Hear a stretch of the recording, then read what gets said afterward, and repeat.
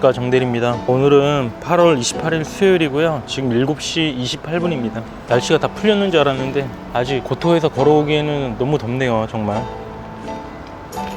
오늘 제가 말씀드릴 주제는 평소에는 매번 그 쉐어하우스에 대해서 영상을 찍었었는데요. 오늘은 부동산 경매에 대해서 조금 설명을 드리고자 합니다. 우리 직장인들이 왜 부동산 경매를 해야 되는지 이런 부분에 대해서 한번 설명을 드려볼게요.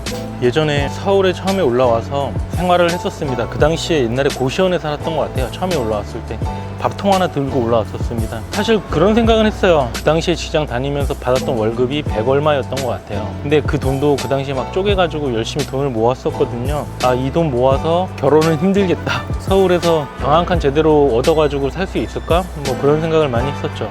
그러다가 어느 순간 그 부동산 경매에 대한 책을 하나 읽게 됐었습니다. 그래서 거기 안에 나와 있는 성공 스토리 이런 걸 보면서 야, 이게 말이 돼? 이렇게 된다고? 정말 이렇게 적은 돈으로 이렇게 10채, 100채를 늘려나갈 수 있어?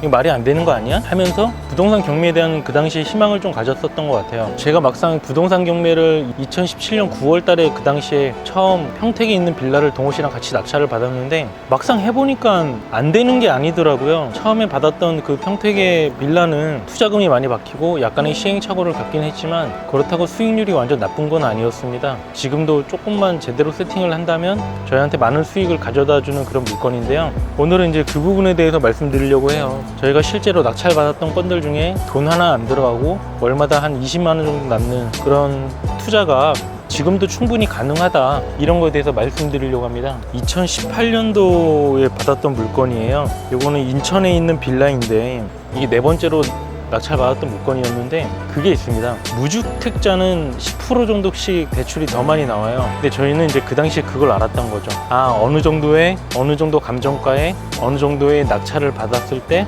어느 정도의 시세, 어느 정도의 월세를 맞춰지는 그 금액이 있었어요. 이대로 맞추면 내 돈 하나 안 들어가고 월마다 돈이 크진 않지만 15만 원은 그냥 남겠다. 개수 늘리기를 한 거죠. 개수 늘리기. 실제로 이거는 이제 제가 PPT로 해서 다시 한번 올려드리겠지만 감정가가 1억 1,500 정도 됐었고 9,100만 원에 낙찰을 받았습니다. 그래가지고 이 최초로 무주택자가 경매를 통해서 제일 처음에 부동산 낙찰을 받으면 풀피가 뭐냐면 오히려 나한테 돈이 더 들어오는 거죠. 예를 들면 보증금을 해서 500만 원을 더 받고 월마다 15만 원 정도씩 들어오는 구조, 요거는 무조건 가능합니다. 무조건. 요건 제가 해드릴 수 있어요. 그런 거죠. 무주택자의 혜택이 분명히 있습니다. 어떤 아파트를 청약으로 사거나 일반 전세대출이나 주택기금에서 해주는 그런 대출을 받을 때 이자를 싸게 받을 수는 있죠.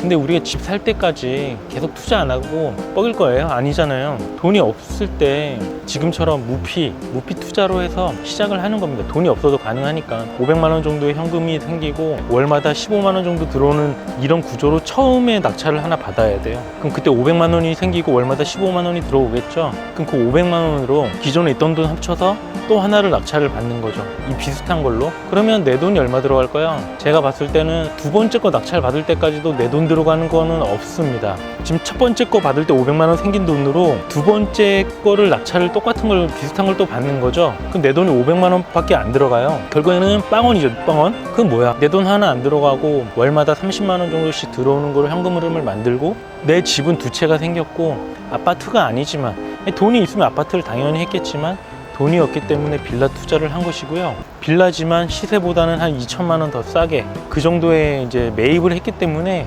아예 손해보는 장사는 아닙니다. 그렇게 낙찰을 받아가지고 뭐 월세 받다가 2년 뒤에 팔아먹어도 되는 거고요. 아니면 집 그냥 바로 팔아도 되고 월세를 맞춰놓고 매매로 내놓고 나가면 뭐 팔리는 거고 안 나가면 마는 거고 어쨌든 계속 이렇게 사이클을 돌 수 있는 거죠. 제가 방금 말씀드렸죠. 첫 번째 거 낙찰 받아서 500만 원 생긴 돈으로 두 번째 거 낙찰을 받아서 내 돈 하나 안 들어가게 30만 원 세팅 가능하다고. 이거에 대한 자세한 부분은 PPT로 설명을 드려야 될 것 같은데 너무 자세하게 디테일하게 설명하기에는 말로 표현하기에는 참 한계가 있는 것 같습니다. 어쨌든 제가 말씀드리고 싶은 건 그겁니다. 직장 다니면서 우리가 회사에서 월급 받는 것만으로는 여유 있게 살 수는 없어요. 결국에는 내가 일하지 않아도 월마다 나한테 꽂히는 그런 현금 흐름 투자를 반드시 해야 된다는 겁니다. 부동산 경매가 아니더라도 부동산 매매를 통해서 얼마든지 가능한 일이고요. 지금 저희가 하고 있는 쉐어하우스 투자를 통해서 더 극대화를 시킬 수 있는 겁니다. 만약에 뭐 그 돈이면 갭 투자하겠다 이런 말씀 하시는 분들이 있어요. 그럼 갭 투자 하시면 되는 겁니다. 갭 투자에 대한 위험성은 있고 그만큼 위험성이 있는 만큼 큰 수익으로 저희한테 돌아오기도 하지만 분명한 건 그겁니다. 어쨌든 갭 투자를 하기 위해서는 그냥 뭐 누가 사라고 한다고 저 아파트 사가지고 그 집값이 오르는 건 아니잖아요. 충분히 내 지식, 내 공부를 하는 거를 바탕으로 그런 투자를 해야지 망하지 않는 거지. 남의 말 듣고 그냥 갭 투자했다가 역전세에 나버리면 결국에 그 있던 돈을 거기 역전세에 다 박아버리고 아무 투자도 못하게 되는. 갭 투자는 월마다 들어오는 현금이 없습니다. 그렇기 때문에 제가 말씀드린 거예요. 아까 내 돈 하나 없이 빌라 2개 낙찰 받아서 시세 차익 2천만 원씩 남기고 월마다 30만 원씩 들어오는, 이게 기본 테크트리라고 저는 생각을 해요. 만약에 뭐 제 영상에서 제 친구 그냥 일반 매매로 4개 사는 거 제가 도와줬지만 그 방법도 괜찮은 방법이에요. 그 방법도 있지만 만약에 제가 그거는 그러니까 누구나 할 수 있는 투자고, 그게 아니라 정말 경매를 통해서 시세보다 싸게 사고 앞에 미래를 생각한다면 경매를 통해서 시세보다 훨씬 싸게 사는 게 되거든요. 그러니까 그렇게 사는 게 맞고요. 그러려면 제가 봤을 때 처음에 경매를 시작한다면 첫 번째, 두 번째를 무피 투자로 한 다음에 그 다음에 내가 있는 돈으로 이제 빌라를 사기 시작하는 거죠. 한 채 낙찰 받는 거에 대해서 최대 1,500만 원 정도 박힌다는 생각으로 이렇게 늘려나가는 겁니다. 하나 받을 때마다 20에서 25 정도 남는다 생각을 하고 하나 사고 2개 사고. 느리긴 하죠. 그치만 이게 내 돈 많이 안 들어가고 시세보다 싸게도 사고 내 현금 흐름을 계속 만들어 나가는 것만큼은 이런 게 저는 최고라고 생각해요. 수익률이 보통 이런 식으로 하면 25에서 30% 정도로 세팅하는 겁니다. 저희가 은행에 예금해봐야 2% 안 나오잖아요. 그러니까 조금만 노력하면 20, 30%로 세팅해가지고 1년만 그렇게 뻐기면 남들이 10년 동안 은행에 넣어놔야 될 그 돈들을 벌게 되는 거잖아요. 앞으로 부동산 경매에 대해서 말씀드리려고 첫 영상은 그냥 찍고 있는 거고요. 지금 제가 말씀드리는 내용은 어떻게 보면 정리되지 않은, 그냥 갑자기 찍다 보니까 생각나는 것 위주로 이렇게 찍고 있습니다. 이거 계속 뭔가를 막 준비하고 영상을 찍다 보면 계속 영상을 못 찍을 것 같아가지고 지금 일단은 이렇게 찍고 있는 거고요. 부동산 경매 무조건 하셔야 됩니다. 직장 다니면서 현금으로 만드셔야 되고요. 이렇게 현금 흐름을 만드는 거를 모아서 다시 쉐어하우스나 이런 거에 투자를 하시면 참 좋을 것 같습니다. 지금 회사 일도 많이 바쁘고 해서 저희가 실제로 낙찰받았던 건들에 대해서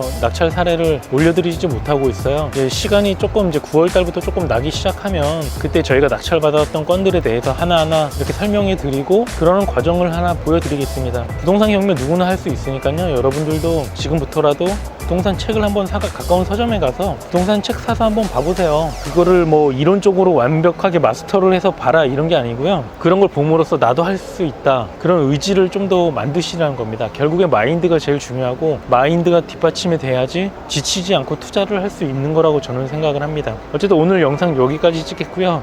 사실 별 내용 없어서 올려야 될지 말아야 될지 잘 모르겠는데 조만간에 또 영상 찍어서 올리도록 하겠습니다. 예, 감사합니다.